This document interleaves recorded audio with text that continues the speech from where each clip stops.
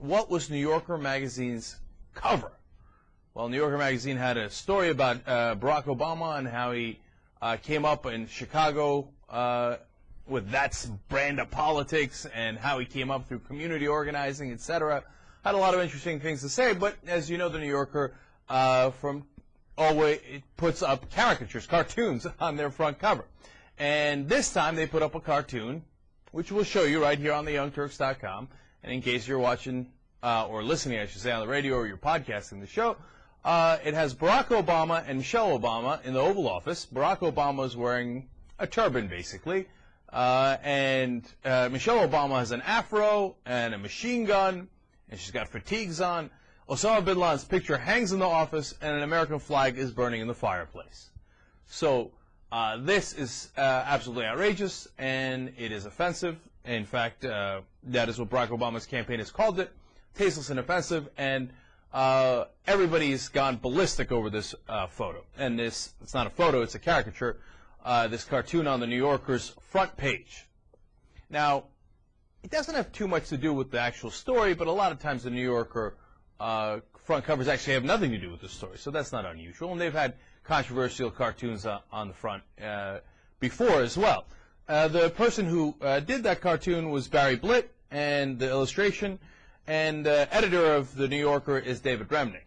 Now, some people are very, very offended by this, because I don't know if you know this, Barack Obama is not Muslim. He does not wear a turban. He is not a big fan of Osama bin Laden, and hence would not hang his picture in the Oval Office. And Michelle Obama, to my knowledge, has never carried a machine gun. Now, I am not offended, and I will tell you why. I believe in the power of context. I believe context is very, very important.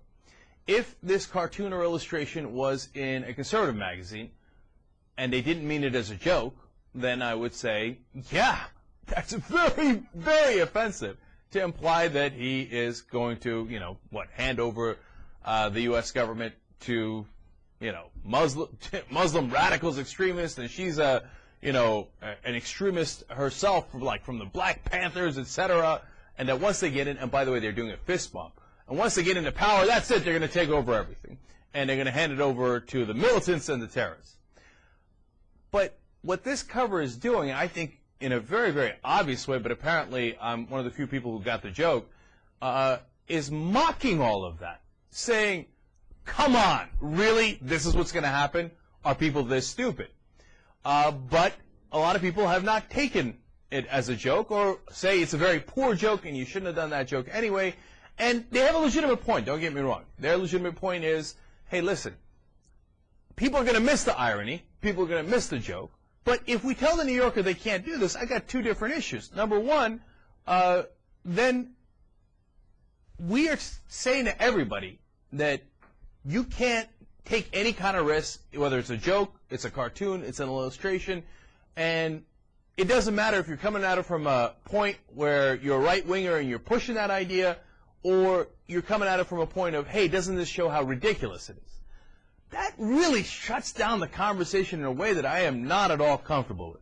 Number two, what are we getting at here? I mean, remember when Muslims, I was going to say Muslim extremists, but honestly, Muslims across the world got very heated. Not every one of them, of course, not by a long shot, but a lot did, and there were protests throughout the world because of the cartoons about Muhammad.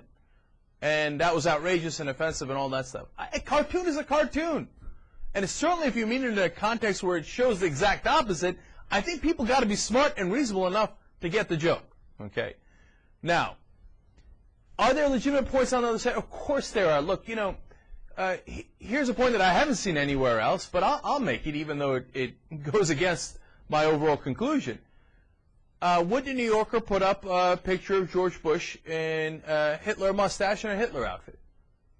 You know they wouldn't do it. Would they do it of John McCain? Never. Not in a million years. You could wait 1 billion years and they wouldn't do it. Because in any way, shape, or form, that joke is not allowed in America. You can't make the fascist joke. You can't call the right-wingers fascist. Even if you intend it as isn't it ridiculous what the liberals are saying about George Bush or John McCain? Whereas apparently you can make it about Barack Obama. So I see that side of the coin. I do. But nonetheless, if you shut this down and you say this is tasteless and offensive, then what can we joke about? What can we do cartoons about? Even if we're trying to help them. Even if we're trying, because the New Yorker is not trying to hurt Obama here. They're trying to air out this issue. So if it was a couple of weeks before the election, yeah, then, all right, look, I don't think that picture is going to be helpful because people aren't going to have enough time to understand it's a joke and there's things still out there and 12% of Americans still believe that Obama's Muslim, etc. But right now is the perfect time to air this out and to mock it and then to say, hey, listen, is this the direction we want to go?